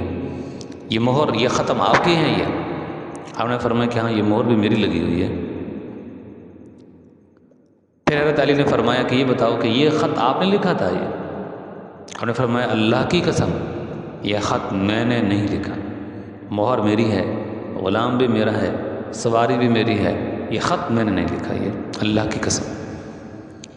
حضرت علی رضی اللہ عنہ فوراً مان گئے کہ جب اللہ کی قسم کھا کر وہ بات یہ کہہ رہی ہیں کہ میں نے خط نہیں لکھا تو یقیناً یہ خط ان کی طرف سے نہیں ہوگا۔ لیکن باغیوں نے کہا کہ نہیں یہ نہیں ہو سکتا، یہ خط انہوں نے ہی لکھا، جب یہ ساری چیزیں ان کی ہیں یہ تو خط اور کون لکھے گا، انہوں نے خط لکھا ہے یہ۔ پھر بات گئی مروان کی طرف کہ مروان نے لکھا ہوگا۔ جب مروان کی گرفتاری کی بات آئی تو حضرت عثمان نے فرمایا کہ نہیں مروان بھی میں تمہارے حوالے نہیں کر سکتا، کیونکہ حضرت عثمان کا یہ داماد تھا یہ، اور تم اس کو قتل کر دو گے۔ تو اسی کو پھر یہ ہے آگے کی طرف یہ بات بڑھاتے گیا اور کہا کہ دیکھو عثمان نے ادھر کچھ ہمارے ساتھ وعدہ کیا، ادھر کچھ خط لکھ دیا ہے، لہٰذا یہ قتل کرنے والے تھے اور ایک مسلمان کو قتل کرنا، اس کا بدلہ اس قاتل کو قتل کرنا ہوتا ہے، لہٰذا ہم تو عثمان کو قتل کریں گے۔ چنانچہ پھر محاصرہ پھر تنگ کر دیا گیا۔ پھر آپ دیکھیں کہ عثمان رضی اللہ تعالیٰ عنہ 18 ذی الحجہ کی یہ تاریخ تھی، یہ آپ نے رات کو خواب دیکھا۔ خواب یہ دیکھا کہ نبی اکرم صلی اللہ علیہ وسلم نے فرمایا کہ عثمان آج شام کے وقت تم نے افطاری ہمارے پاس کرنی ہے، کیونکہ اس دن آپ نے روزہ رکھا تھا 18 ذی الحجہ کو، آپ نے روزہ رکھا تھا اور آپ صلی اللہ علیہ وسلم نے فرمایا کہ آج کی جو افطاری ہوگی وہ آپ نے ہمارے ساتھ کرنی ہے۔ حضرت علی رضی اللہ تعالی عنہ نے ادھر حضرت حسن حضرت حسین دونوں سے فرمایا کہ میرے بیٹو تم جاؤ اپنے چچا حضرت عثمان کے دروازے کے اوپر تم کھڑے ہو جاؤ، اور خیال رکھنا ہے کہ کوئی شخص اندر داخل ہو کر عثمان کو گزن نہ پہنچا سکے، تکلیف نہ پہنچا سکے، ان کو قتل و شہید نہ کر سکے۔ تو یہ دونوں صاحبزادے وہاں باہر کھڑے رہے ہیں۔ ان 40 دنوں میں آپ دیکھیں کہ ایک مرتبہ تو عثمان نے ان کے پاس پیغام بھیجا علی رضی اللہ عنہ کے پاس کہ آپ اس طرح کریں، میرے پاس پینے کے لیے کوئی پانی نہیں ہے، آپ پانی کا کوئی بندوبست کر دیں۔ تو حضرت علی رضی اللہ تعالی عنہ نے پانی کے کچھ مشکیزیں، 2 تھے یا 3 تھے یا پھر 4 تھے، 3 کی زیادہ روایت آتی ہیں، وہ ان کے پاس بھیجوائے، لیکن بعضوں نے 3 مارے، وہ آدھا پانی تو ضائع ہو گیا لیکن آدھا پانی پھر ان تک پہنچایا اندر۔ اور اس طرح اس میں حضرت حسن بھی زخمی ہوئے تھے جو وہ پانی اندر کی طرف پہنچا رہے تھے، لیکن حضرت حسن حضرت حسین یہ دونوں باہر کھڑے رہے ہیں، اور جب تک یہ دروازے کے اوپر کھڑے رہے ہیں کسی کو جرت نہیں ہوئی، طاقت نہیں ہوئی کہ دروازے سے اندر داخل ہو کر عثمان کو شہید کر سکے۔ جب 18 ذی الحجہ کی تاریخ ہے تو ان لوگوں نے کیا کیا کہ وہ جو آپ کا مکان تھا اس کی جو پچھلی جانب تھی، پچھلی سائڈ تھی، وہاں سے دیواریں پھلانگ کر اندر داخل ہو گئے، اور اندر داخل ہو کر حضرت عثمان اس وقت قرآن کریم کی تلاوت فرما رہے تھے۔ ایک بدبخت آگے بڑھا اور اس نے آگے بڑھ کر حضرت عثمان کے سر کے اندر لوہے کی سلاخ ماری، جس سے آپ کا سر مبارک پھٹ گیا اور خون کا ایک فوارہ چھوٹا، اور قرآن کریم کی اسی آیت مبارکہ فَسَيَكْفِيكَهُمُ اللَّهُ جب یہ خطبہ کے اندر پڑھی ہے وَهُوَ السَّمِيعُ الْعَلِيمُ، قرآن کی اسی آیت کے اوپر یہ آپ کے سر مبارک سے نکلے ہوئے خون کے قطرات ٹپکے ہیں۔ اور پھر ایک اور بدبخت آگے بڑھا، اس نے حضرت عثمان کے سینے مبارک کے اندر خنجر کے وار کیے ہیں، جو 2 دھاری خنجر تھا، یعنی دونوں طرف سے اس کی دھار تھی، اس خنجر کی، اس کا جو آگے پھل ہوتا ہے دونوں طرف سے اس کی دھار تھی، 2 دھاری خنجر اس نے آپ کے سینے کے اندر پیوست کیا۔ پھر ایک بدبخت تیسرا اور آگے بڑھا، اس نے تلوار سے حضرت عثمان کے سر اتارنے کی کوشش کی، تو زور سے جب اس نے تلوار مارنے کی کوشش کی، حضرت نیلہ قریب کھڑی تھی، انہوں نے جلدی سے ہاتھ آگے بڑھایا تاکہ تلوار کو روک دیں، تو ان کے سامنے کی انگلیاں کٹ گئی تھیں۔ اس طرح حضرت عثمان شہید ہو گئے۔ شہید کرنے کے بعد یہ لوگ دوبارہ سے دیوار پلنگ کر باہر نکل گئے۔ حضرت نیلہ رضی اللہ تعالی عنہ مکان کی چھت کے اوپر چڑھیں اور زور سے کہا کہ لوگوں امیر المؤمنین شہید کر دیے گئے ہیں۔ حضرت علی رضی اللہ عنہ گھر میں بیٹھے تھے، فوراً بھاگ کر آئے اور آ کر دیکھا تو آپ تو شہید ہو چکے، اور آپ کو اس قدر غصہ آیا کہ گئے اور حضرت حسن حضرت حسین جو دونوں باہر دروازے کے اوپر کھڑے تھے، جیسے ہی باہر سے آ رہے تھے اندر کی طرف، تو یہ دونوں صاحبزادے ان کے باہر کھڑے تھے، تو دونوں کو تھپڑ رسید کیا اور کہا کہ تمہارا چچا اندر شہید کر دیا گیا، تم یہاں کیا کر رہے ہو؟ تو دونوں نے کہا کہ ابا جان باغی یہاں سے داخل نہیں ہوئے، انہوں نے کوشش کی ہے اندر داخل ہونے کی، ہم نے یہاں سے ان کو ضرورت نہیں بخشی ہے، وہ کہیں اور جگہ سے آئے ہوں گے، جب آپ اندر داخل ہو تو پتہ چلا کہ وہ دیوار پلانگ کر داخل ہوں، دروازے سے داخل نہیں۔ اس سے یہ اندازہ لگایا جا سکتا ہے کہ حضرت علی رضی اللہ تعالیٰ عنہ کی حضرت عثمان کے ساتھ آخر دم تک محبت کتنی تھی، کیونکہ بعض لوگ ان کی بتاتے ہیں کہ ان کی نفرت تھی، ان کا آپس میں بغض تھا، ان کی عداوت تھی، تو ان کی آپس میں کوئی عداوت اور بغض نہیں تھا، آپس میں محبت تھی ان کی۔ پھر حضرت علی رضی اللہ تعالیٰ عنہ جب اندر جو ہے داخل ہوئے، دیکھا تو واقعہ شہید ہو چکے تھے۔ پھر یہ سارے حضرات اپنے اپنے گھروں میں چلے گئے، باغیوں سے کہا کہ اب تو جو کچھ تم نے کیا ہے اس کا خمیازہ تمہیں کیا بھگتنا پڑے گا وہ آنے والا وقت بتائے گا، لیکن یہ ہے کہ اب عثمان کی نماز جنازہ پڑھی جائے گی، تم نے کوئی شور و شغب نہیں کرنا، اور اسی طرح ان کی تدفین بھی ہوگی۔ لیکن باغیوں نے کہا کہ نہیں، نہ تو ہم ان کی تدفین ہونے دیں گے اور نہ ہی ہم ان کو دفنانے کی اجازت دیں گے اور نہ ہی ان کی نماز جنازہ پڑھنے کی اجازت دیں گے۔ 3 دن گزر گئے، ان کو بہت بار بار کہا گیا ان کو، لیکن ان لوگوں نے اجازت نہیں دی۔ اب آپ کے ذہن کے اندر یہ بات آئے گی کہ کیسے ہو سکتا ہے کہ اتنا بڑا خلیفہ ہو، کہ اتنے بڑے اعظم کے اوپر اسلامی حکومت پھیل چکی تھی، حضرت علی رضی اللہ عنہ وہ بھی مدینہ کے اندر موجود ہوں، بڑے بڑے صحابہ کرام موجود ہوں، اور پھر اس کے بعد بھی ان کی اتنی طاقت ہے ان کے پاس ان کے کہ وہ جنازہ بھی پڑھنے کی ان سے اجازت مانگی جا رہی ہے اور وہ کہتے ہیں کہ اجازت نہیں ہے۔ اور پھر اسی طرح ان سے کہا جاتا ہے کہ تم ان کی تدفین کرنے دو، کہتے نہیں تدفین کی بھی اجازت نہیں ہے۔ تو اتنی بڑی طاقت ان کے پاس کیسے آگے ہیں؟ تو 700 آدمی ہے۔ تو یہ ذہن کے اندر سوال اٹھتا ہے، یہ یاد رکھیں۔ امیر المؤمنین حضرت عثمان سے اجازت طلب کی گئی تھی کہ فوجوں کو حکم دیں ان کا قلعہ کما کر دیں، انہوں نے اجازت نہیں دی کہ رسول اللہ صلی اللہ علیہ وسلم کے مبارک شہر کے اندر کسی مسلمان کا خون بہے، میں اس کو پسند نہیں کرتا، میں اپنی شہادت پسند کر لوں گا، کسی مسلمان کو اپنی جان کے بقا کے لیے اس کا خون بہہ جانے کو میں پسند نہیں کروں گا۔ اب جب وہ شہید ہو گئے ہیں، اب کوئی خلیفہ نہیں ہے، جب تک کوئی اور خلیفہ نہیں بنتا اس وقت تک وہ آرڈر جاری نہیں کر سکتا فوجوں کو کہ ان کا مقابلہ کرے۔ حضرت علی رضی اللہ تعالیٰ عنہ جب وہ مکمل بیعت لے لیتے تو تب ان کو اختیار ہوتا کہ اب وہ فوج کو آرڈر کرتے کہ ان کا گلا کما کرو۔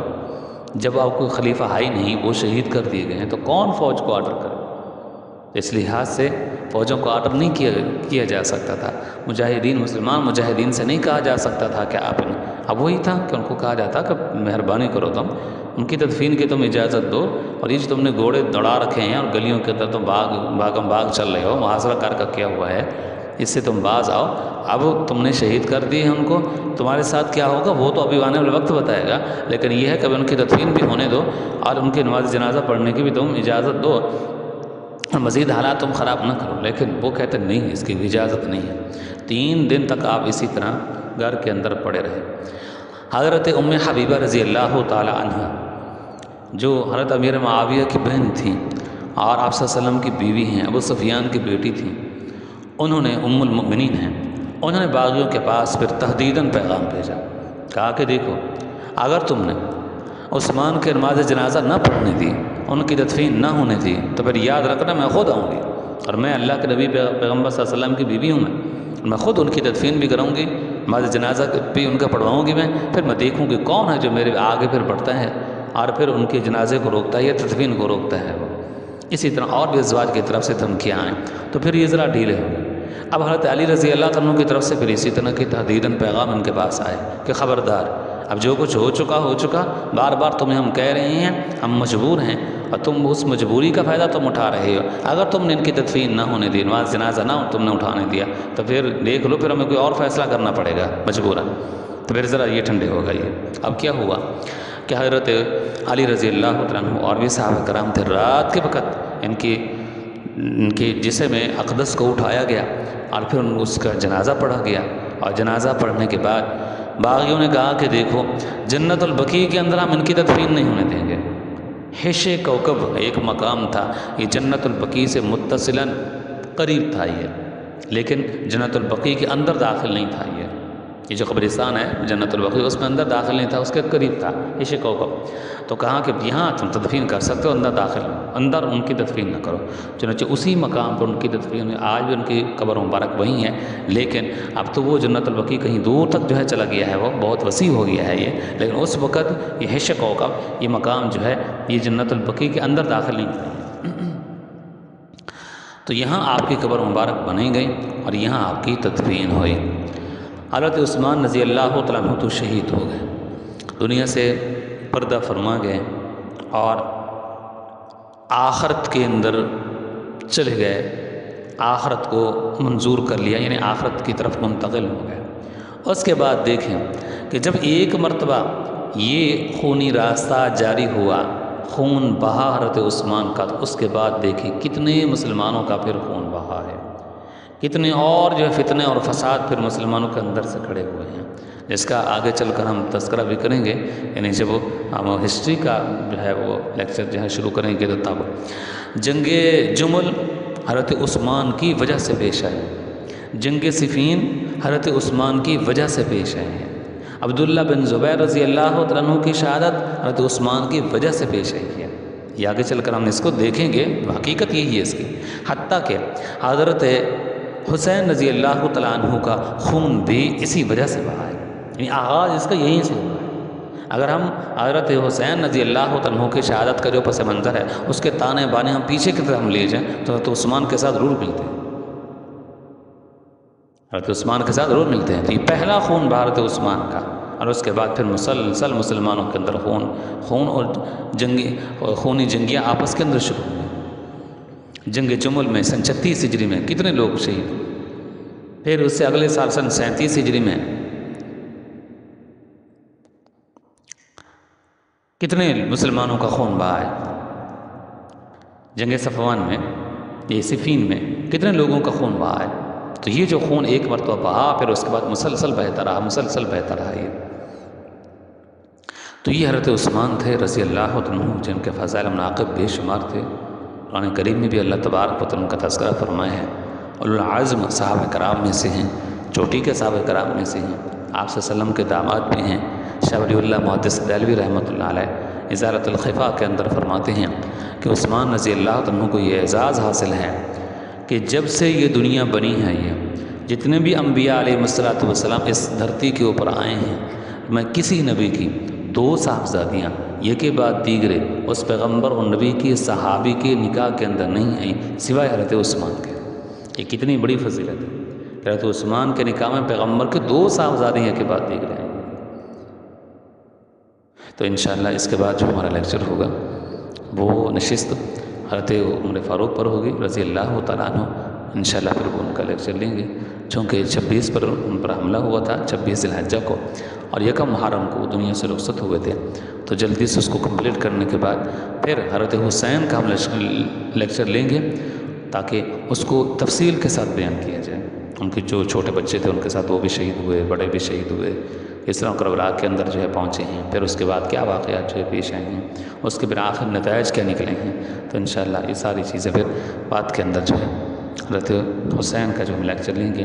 محرم کا مہینہ بھی آگے شروع ہونے والا ہے تو اس وقت پھر ہم بیان کریں گے انشاءاللہ، زندگی نے اگر ساتھ دیا تو. آخر دعوانا الحمدللہ رب العالمین.